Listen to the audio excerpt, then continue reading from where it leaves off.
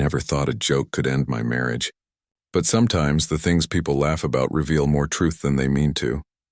My name's Ethan, I'm 37, and for 6 years I thought I was married to my best friend. Olivia was funny, confident, and a little too charming for her own good. When she'd walk into a room, conversation followed her like a shadow. I liked that about her, until I realized everyone else did too. It started small. Her group of friends, Megan, Tara, and Jess, were the kind who thrived on teasing, the kind who turned every serious thing into a punchline. They'd call me Mr. Predictable, then laugh about Olivia's plan B. At first it was all lighthearted. "If Ethan ever messes up, you've got Ryan waiting in the wings."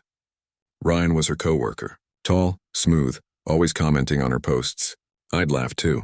"Because that's what a confident husband does, right?" Laughs it off, but confidence has limits. The first time it felt wrong was at a barbecue last spring. Ryan showed up, invited by one of Olivia's friends, not by me. I noticed how easily he fit in, how his jokes landed, how Olivia's eyes seemed to find him when no one was looking. When her friend Jess said, "See, Olivia? Your backup man's got your favorite beer ready," everyone laughed. Everyone except me. That night, Olivia said I was being paranoid. She said I was taking things too seriously, that "we're just joking, Ethan." So I believed her because I wanted to. Because loving someone sometimes means lying to yourself first. Over the next few months, I started noticing small changes. She'd stay late at work more often. Her phone faced down at dinner.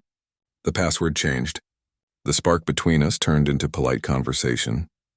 But when I brought it up, she'd roll her eyes. "You're imagining things. Don't turn into one of those controlling husbands." I didn't want to be that guy, the jealous one, the suspicious one. So instead of confronting her, I started observing. And the more I watched, the clearer it became that something had shifted. One night, she was in the shower and her phone buzzed. A message preview flashed Ryan. "You sure he bought the joke?" That line didn't just break trust, it shattered years of denial. I didn't confront her right away. I needed to know how deep it went. So I waited, played my part, let her think I was still the predictable husband she could fool. Because I realized something. I didn't need proof to know. I just needed clarity to act. A week later, she mentioned she'd be going to a team dinner. I told her to have fun. I even smiled. Then after she left, I followed. Not to the restaurant she mentioned, but to the hotel across town. I saw her car in the lot. Saw Ryan's next to it. I didn't storm in. I didn't scream. I just sat there in the quiet hum of the parking lot, watching the reflection of their silhouettes behind the curtain. There's a kind of peace that comes when the truth finally matches your instincts. It doesn't feel like heartbreak. It feels like confirmation. I drove home, packed a small bag, and left. No note, no confrontation. She texted later that night. "Hey, heading home soon, you still awake?" I didn't reply. The next morning, I sent her a message with 2 sentences. "Ryan seems reliable. You should make him the main guy now. I'll have the papers ready next week." Her calls started immediately. 10 missed, then 15. I didn't answer any by noon. She was standing outside my brother's place, tears in her eyes, trying to explain it was just flirting, that nothing happened. But words don't matter once truth shows its face. Her jokes had turned into her reality, and I was done being the punchline. When Olivia realized I wasn't bluffing, panic replaced arrogance. She called my family, texted my friends, even messaged my coworkers. Anything to get me to listen. I didn't. For the first time in our marriage, silence worked in my favor. 2 days later, she showed up at my brother's house again. Her eyes were swollen, her hair messy. The confident woman I once knew replaced by someone who'd finally run out of excuses. "Ethan, please," she said. It was never serious. "You're the one I want." I just stared at her. Not angry, not emotional. Just finished. Because once someone teaches you that your trust is a toy, you stop wanting to play. She tried to reach for my hand. I moved it away. "That's the thing, Olivia," I said quietly. "You already had a backup plan. I'm just making sure it works out." Her tears came faster. "You're being cruel." "Cruel," I repeated. "No, I'm being consistent. You joked about something that was never funny, and now the punchline's real." Later that night, I sent her a clean draft of divorce papers. No drama, no anger, just legal clarity. The part that hurt her most wasn't the end of the marriage. It was how calm I was about it. That's what betrayal does. It burns all emotion until nothing's left but peace.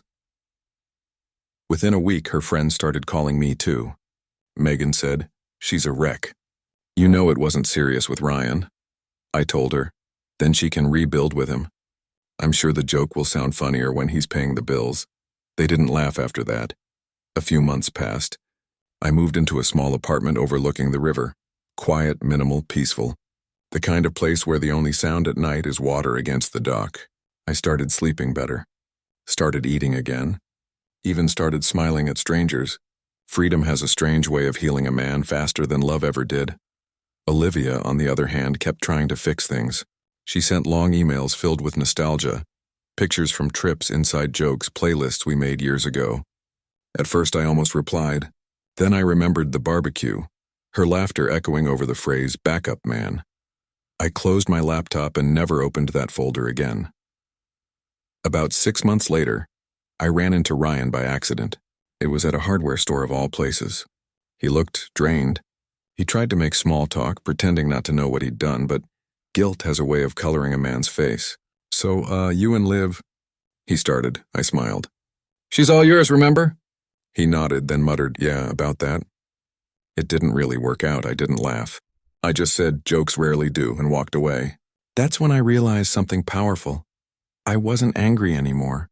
I was free. Freedom isn't fireworks or revenge. It's waking up and realizing the weight on your chest is gone.